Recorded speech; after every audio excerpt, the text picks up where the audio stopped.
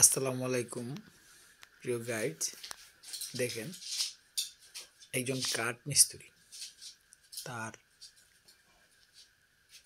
মেধা, তার অভিজ্ঞতা, তার ধৈর্য দিয়ে একটুকু কাঠকে কত সুন্দরভাবে কারুকার্য করছে এবং অন্য রূপে রূপায়িত করছে। আসলে কোনো কাজেই ছোট না, কাজকে সকলের সম্মান করা উচিত, প্রতিটি কাজকে। আর আমার এই ভাই একটা কাঠের টুকরো, সেই কাঠের টুকরোটাকে তার মেধা,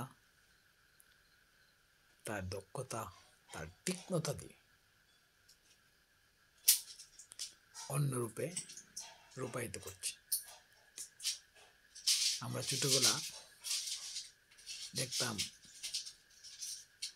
হাত অর্থাৎ হাতুড়ি বাটাল দিয়ে কাজ করত, আর কালের বিবর্তনে মিস্ত্রিদের হাতে এসেছে নতুন নতুন যন্ত্রপাতি, আর সেই যন্ত্রপাতিকে কাজে লাগিয়ে উনি কাঠের মাঝে বিভিন্ন কারুকার্য করছেন। আমি খুব ধৈর্য সহকারে ওনার কাজটা দেখলাম, আমার কাছে খুব ভালো লেগেছে। আপনাদের কারো যদি ভালো লাগে তাহলে শেয়ার